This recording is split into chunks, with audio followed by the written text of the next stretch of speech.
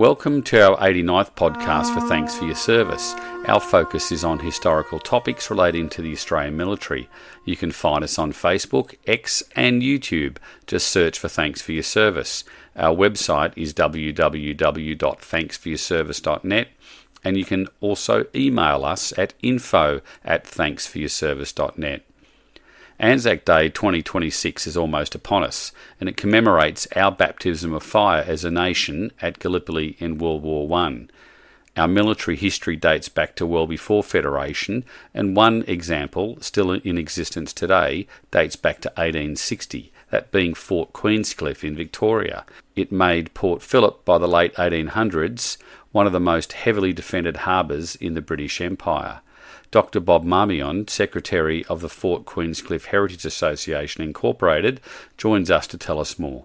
Bob, thanks so much for joining us today. Can we start off first about telling our listeners, where is Fort Queenscliff? Okay. Fort Queenscliff is located at Queenscliff, which is at the heads or the entrance to Port Phillip Bay.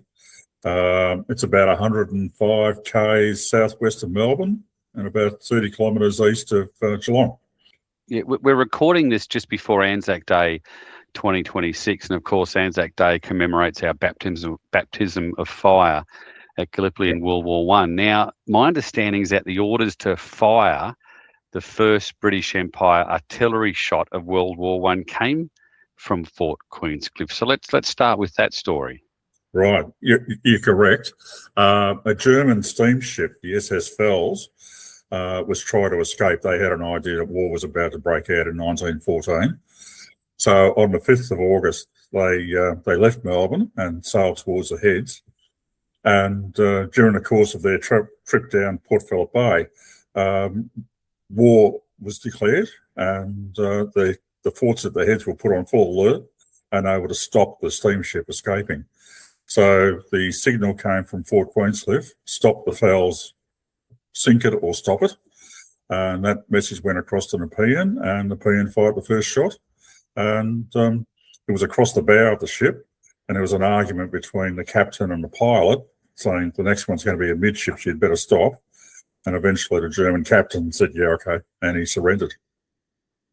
So the Fels later became a troop ship.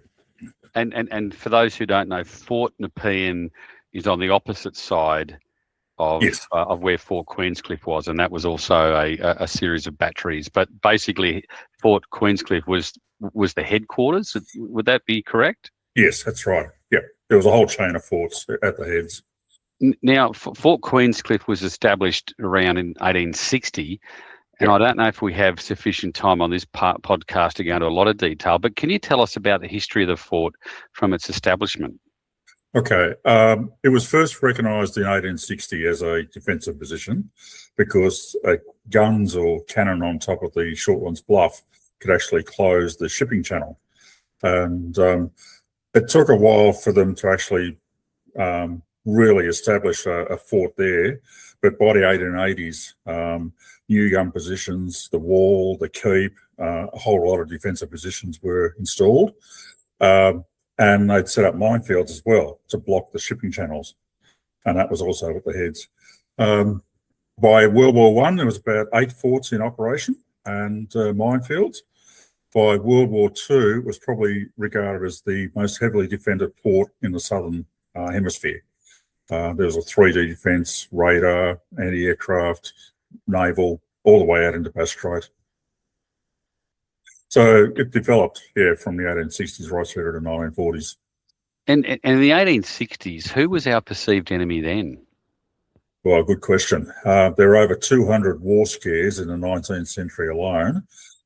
Russia was the primary concern, but at different stages, the French, the Americans, the Japanese were all seen as potential aggressors, but Russia was the main one right through the 19th century.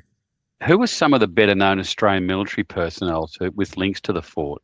Probably Sir John Monash, who commanded the AIF on the Western Front. He had a lot to do with the fort, being a militia officer before the First World War. There's a whole range of people in the Royal Australian Garrison Artillery, The Royal Australian Engineers were stationed at the fort. Second World War in particular, there were 2 murders. Soldiers were killed.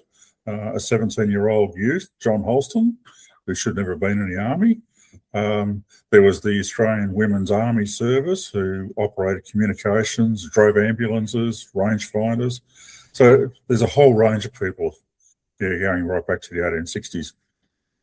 Now, we came down to visit you guys in over the summer of 25, 26, some beautiful sunny days down at Fort Queenscliff. But if a visitor came to the fort today, can you just sort of describe to us what they would find at the fort? It's probably one of the best, if not the best, preserved coastal defence forts in the country. It's virtually intact. The walls and the keep are reminiscent of medieval castles. There's gun positions with magazines underground for ammunition storage. There's barracks. There's 1850s buildings that have been restored. There's a black lighthouse dating from 1863. So it's like stepping back in time. It covers about 7 hectares, and it's just full of history. And is it still an active defence site today, or who recently, from a ADF perspective, what units have been there since, for example, World War II? Right. It's in 1946 it stopped being a coastal defence fort, and the Army's Command and Staff College took over from 1946 to 2000, when they went to Canberra. And in 2000, the Soldier Career Management Agency, or the Army's Personnel Department, took over. They lasted until 2012, and now there's Defence Archives there, the Army History Unit, and also Air Force Cadets. And you also have a museum at the site. Tell us about the museum. Well, the museum covers the story from the 1860s right through to virtually the present day.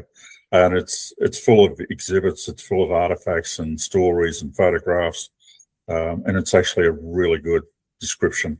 If you want to have a look at it, we have a virtual tour, which you can take from online, and it goes right through the museum and also the tour that you would have gone on as well.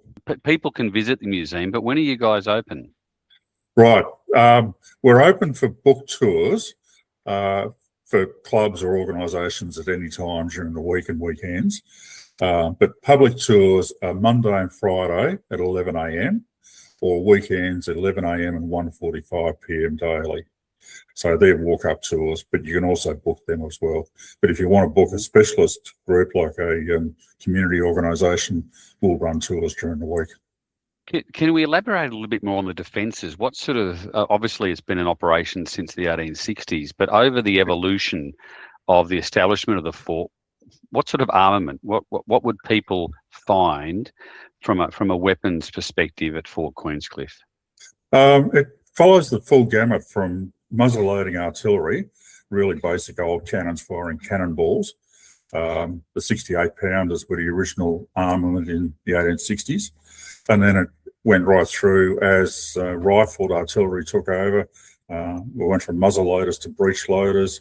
So there was a whole series of progression. And then in 1912, the standard British coastal artillery piece, the 6-inch Mark 7, was adopted. And 3 of those were set up at Queenscliff and also at other points around the heads. So it's, and during World War II, there were also anti-aircraft artillery as well, light and heavy batteries. And when we went down there, the actual setup from our perspective was quite sophisticated. There's tunnels, there's magazines. Yes, yeah. There's actually, on the tour, you can go through the first level of magazines, which are under the gun positions, but there's also other levels underneath that as well. And we explored those for the first time in about 100 years ago, first time in about 100 years, 3 years ago, when we did this virtual tour, and it was like stepping back in time. So underneath the guns were various levels of magazines and storage. And where can people go to find out more information about Fort Queenscliff? Probably the best way to find out about the Port Queenscliff Heritage Association and for bookings and tours and things like that, you go to fortqueenscliff.com. So we've got a pretty comprehensive website. We've just got all the tours, the times, the costs, the entry requirements, like you need to show your license to go through the gate. And if you want to find out about the association who runs it all, that's also on the website. So fortqueenscliff.com. Great. Well, Bob, thank you so much for your time today, and I hope we get a few more visitors down to Fort Queenscliff. That's the podcast for today. We're keen to hear your feedback by leaving a review on your podcast app, and your reviews helps new listeners find our podcast. If you have any special requests or suggestions for our podcast, please get in touch.